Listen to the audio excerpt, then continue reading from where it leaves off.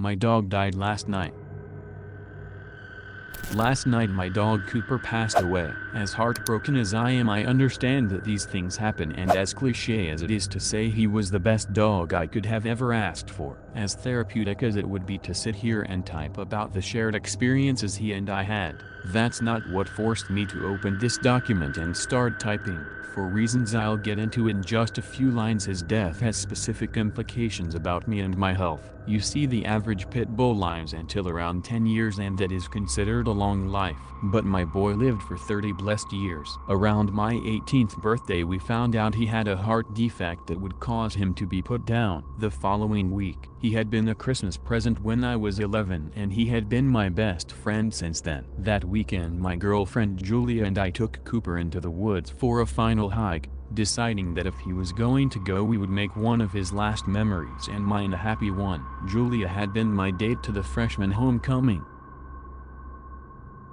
dance, and we had been as inseparable as we could be for my entire high school career. She said it more than I did, but we felt what we both knew was love before either of us was emotionally mature enough to understand the weight of that emotion and the destructive power it can have on your life. We never needed a leash for Cooper, but we always had one with us in case we were going to be going somewhere more public. Even back then people weren't crazy about pit bulls on the loose in parks. We started off at our school. Just behind the tennis courts was some woods we would go into after school. We wanted to be able to share it with him before it was too late. Together she and I took him down all of our favorite paths, stopping by the tree where we first kissed to recreate that magical moment.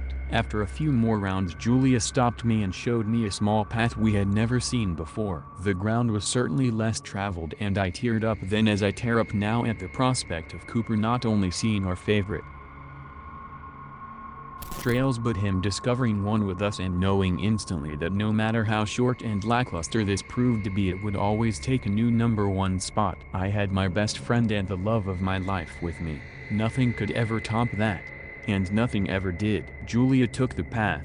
I had to crouch under some lower branches to get through. Cooper raced ahead and leaped through some fallen leaves off to the side. Julia took my hand as we walked behind him and he played. As we walked I started to question my sense of direction. I was fairly sure that by this point we should have broken the tree line and been close to a parking lot for the strip mall by the school. I wasn't worried about getting lost. Worst case scenario, we just turn around and follow the path back to something familiar. The trail turned slowly and we followed it until we came across a wide clearing with a pond in the center of it. A pond in the middle of the woods is something you would expect to be filthy and foul, but this was crystal clear. I almost didn't know what I was looking at was water. At first I thought it was just a large crater in the ground. Julia was down to her underwear by the time I looked at her. With a simple come on from her I followed and dived in after. The water was indescribable. It was chilled but refreshing. The sun from the mid-April day could do nothing to touch us down there. We floated around each other and splashed until Cooper came running in. He was usually a strong swimmer, but his health issues left him a little more sluggish than he normally was, so just to be safe I called him to me and held him. When he felt up for it he would do a couple laps and then come back to me to be held. We stayed in there for some time. All of our fingers and toes began to wrinkle. A burst of bubbles on the other side of the pond erupted and got our attention. I grabbed tighter onto Cooper and reached for Julia's hand, but she simply squeezed mine in return, let go and swam over. She went under the surface for a moment before returning and shaking her head. "I don't see anything."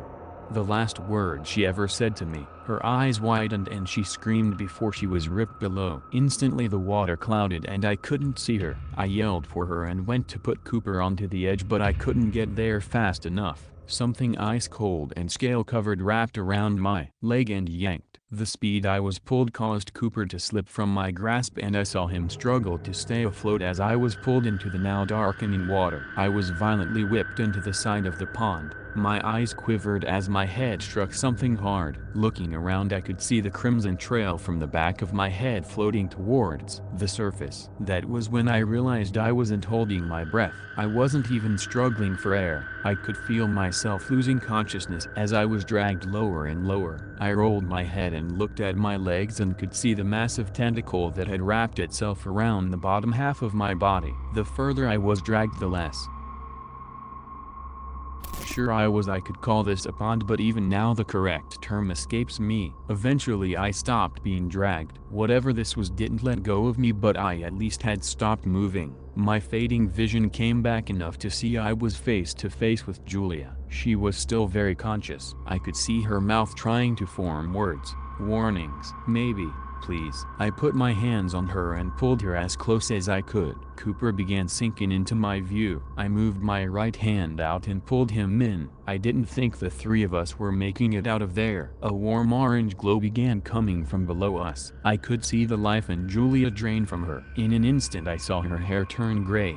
Her skin sag. Her posture fail. Cooper's limp legs began to fidget. The tentacles around us let go and I swam us up to the surface. Back then I didn't want to question why I wasn't struggling for breath, because even then I knew it was nothing good. I pulled Julia back to where she had piled her shirt and pants. I pulled my pants back on and ran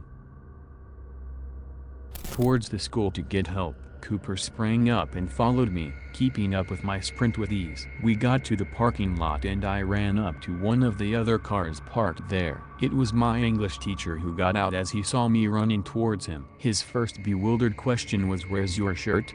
But I didn't answer it. I told him Julia needed help and we needed to call the police. He ran inside with me and brought me to the payphone in the main office. I told the police where I was and that there was an accident. I didn't think getting too much into it would be a good idea. My teacher stayed with me in the back of the ambulance as they stitched up the back of my head. I told the cops where they could find that trail. I'm sure it won't surprise anyone reading this that they never found it. I went back alone many times and never could either. I told them a simple version. We found a pond and I hit my head. When I came to, she wasn't breathing, and that's when I came out. I stuck to that story, and after a while it just became something I had to live with. Her dad never forgave me for obvious reasons. He said he did, but his eyes would always tell a different story. I've always believed that if my dad wasn't a lawyer, the events of that day would have landed me in jail. I guess I should just be happy that I don't have to know whether or not that's true. Cooper was fine after that. We didn't end up putting him down, and everyone was bewildered to see that everything wrong with him had seemed to resolve itself. Malformed hearts don't tend to do that, so there were a lot of questions. That mixed with the accident caused my family to move after graduation. As for me, I've gotten a physical every 2 or 3 years. I always leave with no prescriptions or return visits to schedule. I've never so much as broken a bone. Last week Cooper started losing his speed in very familiar ways. I brought him to a vet for the first time in 15 years and they gave me the same bad news I had gotten all those years ago. So last night, I stayed with him as they put him down. It was incredibly hard, but I had to be there for him at the end. It was the least I could do for him after all the joy he had given to me all of my life. I came home and opened a bottle of scotch and reminisced, which brought me to wanting to write this story in its entirety for the first time. This morning I plucked a gray hair from my head, which is a first for me and has me thinking a lot about whether or not my healthy life has been a fluke or if something that happened that night has worn off between us. It has me wondering if I could recreate it. If I brought someone to that pond and woke up whatever is down there, would the same thing happen again? I could live for a long time like this. The only thing I would have to do is find a way to live with sacrificing someone for myself. But there has to be people in the world that wouldn't be missed, right? I don't think I have it in me to play God. But if it works, why shouldn't I?